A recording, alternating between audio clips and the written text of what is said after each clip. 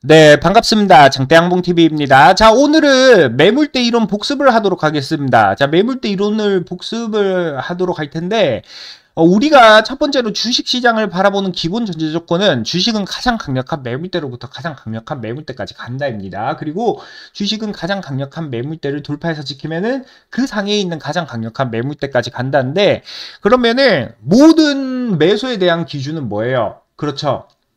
시작점이 돼야겠죠. 우리가 그 시작점을 볼 수 있는 곳이 어디예요? 지지하는 자리, 돌파해서 지키는 자리. 이 두 가지가 유일하게 우리가 매수를 할 수 있는 타점입니다. 이 두 가지를 빼고는 아무것도 매수를 할 필요가 없습니다. 아시겠죠? 그렇죠? 그래서 우리가 종목을 접근할 때 기본 전제 조건이 뭐예요? 어떠한 매물대를 지지 혹은 돌파해서 지킬 때 상승에 대한 기대값이 가장 큰 종목을 매매를 하는 거죠. 그러면 그 기대값을 보려면 어떻게 해야 돼요? 차트를 볼 줄 알아야 돼요. 어떠한 매물대에 있는 매물을 그렇죠. 미리 앞전에 받아두었다든지 이런 것들을 우리가 봐야 됩니다. 그래서 꼭 매수 자리가 그렇죠.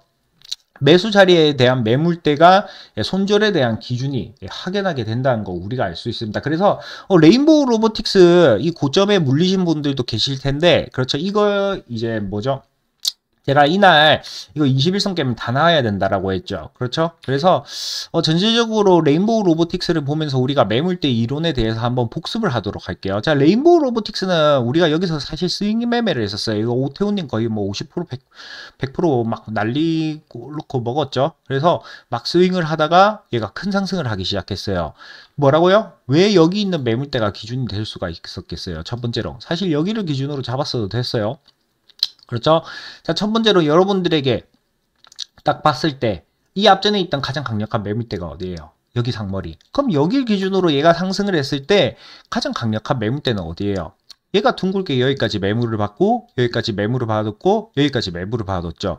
그러면 얘는 이 아래에 있는 매물대를 안 깨는 한에서 이 위를 향해서 올라가는 게 목표죠. 그렇죠? 이런 걸 보고 우리는 주식은 가장 강력한 매물대로부터 그렇죠. 가장 강력한 매물대까지 간다라고 하는 겁니다. 아시겠죠? 여기가 지금 가장 강력한 매물대라고 생각을 했을 때 이 가장 강력한 매물대를 돌파해서 지키니까 그 상에 있는 가장 강력한 매물대 장기적이고 첫 번째로 부딪히는 가장 강력한 매물대까지 간 겁니다. 아시겠죠? 여기서 그렇잖아요. 얘가 추가적으로 상승을 하기 위해서 어떻게 됐어요? 여기 있는 앞에 있는 매물을 여기서 받고요. 이걸 돌파해서 본격적으로 지지할 때 여기가 유일한 매수 타점이죠. 여기 뭐 돌파할 때 여기도 매수 타점이 되죠. 그렇죠? 여기서도 매수 타점이 성립되고 여기서도 매수 타점이 성립되고 그리고 상승을 이어나가기 시작합니다. 아시겠죠? 그러면은 일반인들이 매물대를 기준으로 아니라 이제 이평선상으로 봤을 때 어떻게 됐어요? 이 이평선상으로 봤을 때 여러분들은 이 종목을 어떻게 하면 대하면 되겠습니까? 그렇죠? 매물대로부터 그렇죠. 멀리 떠나기 시작했고 21선과의 이격도가 벌어지기 시작했죠. 이런 경우에는 제가 뭐라고 했어요? 이평선상으로 볼 때는 21선을 깰 때 버리라고 했죠. 그렇죠? 근데 얘는 어떻게 됐어요? 그렇죠. 21선과의 이격도가 벌어지고 매물대와의 이격도가 벌어지면서 21선을 지키니까 올라갔죠. 근데 공교롭게도 주식은 이평선을 기준으로 매매를 하는 게 아니라 매물대를 기준으로 매매를 하는 겁니다. 이평선은 사실 초보자분들이 참고하기 좋은 가장 그냥 보조 수단이라고 생각을 하시면 될 것 같습니다. 그래서 얘가 본격적으로 상승하는 거는 21선을 지킬 때 같지만은 어떻게 됐어요? 앞전에 있던 매물대를 지킬 때 가장 본격적으로 상승한 겁니다. 그럼 마찬가지로 이것과 똑같은 조건을 여기서 대입을 해보야 되는데 얘가 더 이상 볼 수 있는 매물대가 좌측에 있는 매물대가 없잖아요. 이럴 경우에는 여러분들이 참고를 할 수 있는 게 뭐예요? 그렇죠. 단기적이고 이놈이 지키고 있던 가장 강력한 매물대를 봐야 됩니다. 그렇죠? 첫 번째는 뭐예요? 여기 양봉의 머리가 되죠. 그러니까 여기 양봉의 머리를 기준으로 얘가 지키면서 행보를 하기 시작했고 두 번째로 초보자분들은 어떻게 됐어요? 보면 된다고 했어요. 21선과의 이격도가 커졌으니까 다시 한 번 더 이 앞전처럼 21선을 그렇죠. 지키게 된다면 큰 상승을 더 추가적인 상승을 할 수 있다라고 했는데 얘는 21선을 못 지켰죠. 어떻게 됐어요? 이날 방송 찾아보십시오. 레인보우 로보틱스 이거 깨면 그냥 버려야 된다라고 했죠. 21선이나 여기 매물대 깨면 버려야 된다라고 했죠. 어떻게 됐나요? 하락을 했습니다. 아시겠죠? 그러니까 고점에 있는 종목은 좌측에 있는 매물대를 기준으로 이런 식으로 여러분들 보시면 아시겠지만은 판단을 하는 게 첫 번째 숙제입니다. 아시겠죠? 그럼 두 번째 기준은 뭔가요? 그렇죠. 좌측에 있는 매물대가 없다면은 단기적으로 형성한 매물대를 기준으로 그리고 21선을 기준으로 A 종목에 대해서 접근을 할 필요가 있다는 겁니다. 그럼 얘는 뭐예요? 여기 있는 매물대를 지킬 때만 매수를 하면 되고 매수를 한다 하더라도 여기 있는 매물대를 깨면 버리면 되는 거죠. 얘는 좌측에 있는 매물대가 없죠? 그럼 여기 있는 매물대를 기준으로 지키면은 매수를 하면 되는 거고 여기 있는 매물대를 깨면은 그렇죠. 익절을 하거나 손절을 하면 된다는 거죠. 그렇죠? 근데 우리는 주식은 뭐예요? 가장 강력한 매물대로부터 가장 강력한 매물대까지 간다라는 걸 알고 있죠. 이거를 차트를 뒤집어서 적용을 할 수가 있습니다. 주식은 가장 강력한 매물대를 깨게 되면은 그렇죠? 그 하위에 있는 가장 강력한 매물대 라인까지 내려온다고요. 뒤집어서 생각을 하면은 그렇죠? 이것 또한 적용이 됩니다. 왜 그렇느냐? 이론상으로 우리는 그렇죠? 가로선 매물대를 기준으로 매매를 하니까요. 그래서 제가 어떻게 됐어요? 여기 있는 매물대 안 깨면은 제가 반등 상승을 할 거라고 했죠. 어디까지? 자, 1차적으로 여러분들 1차 반등 상승에 대한 기회값이 어디였어요? 여기 단기적이고 가장 강력한 매물대 형성을 해두었죠. 여기가 1차인 거예요. 얘가 여기를 돌파해서 지키기 위해서 여기서 두 번 매물을 받아두었죠. 얘가 여기 있는 매물대를 돌파해서 지키니까 뭐예요? 그 상위에 있는 가장 강력한 매물대 하단까지 내려왔죠.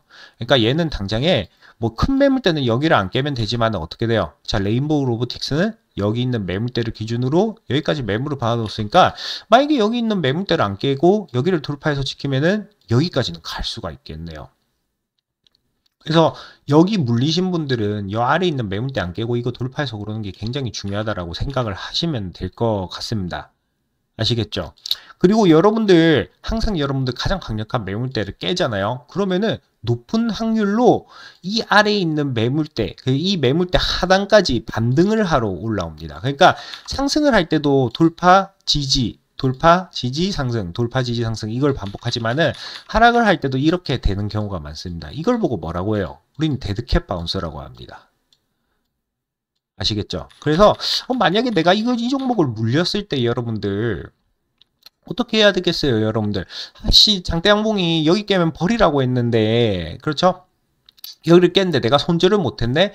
그러면은 밑에서 다시 올라올 때 그렇죠? 팔아야겠다 라고 생각을 하고 만약에 여기서 돌파해서 지켰으면 더 갔을 거예요. 이렇게 더 갔을 거예요. 근데 얘는 돌파해서 그렇죠? 돌파해서 지지 반등을 한 거죠. 그렇죠? 가장 강력한 매물대까지 반등을 한 거죠. 그래서 만약에 여기 물리신 분들이 제가 제 매물대 이론을 알고 계셨으면은 여기에서 반등했을 때 여기서 다 팔았겠죠. 왜 그렇느냐? 여기를 돌파해서 지킬 때 다시 잡아도 늦지 않으니까요. 이해하셨죠? 이게 좀 심화적인 내용입니다. 심화적인 내용. 아시겠죠? 그래서 이런 것들을 좀 기본적으로 이해를 하는 게 굉장히 좋습니다. 아시겠죠? 여러분들 이 강의에서 뭘 볼 수가 있나요? 매물대 이론, 매물대 일으키 이론을 얼거하여 그렇죠. 종목을 접근할 때 우리에 대한 매수의 기준, 매물대 이론이 상승했을 때만 적용이 되느냐, 하락을 했을 때도 가장 강력한 매물대를 깨니까 그 하위에 있는 가장 강력한 매물대까지 내려간다. 이것도 볼 수가 있죠. 그렇죠? 아시겠죠, 여러분들? 이걸 기억을 하시길 바라겠습니다.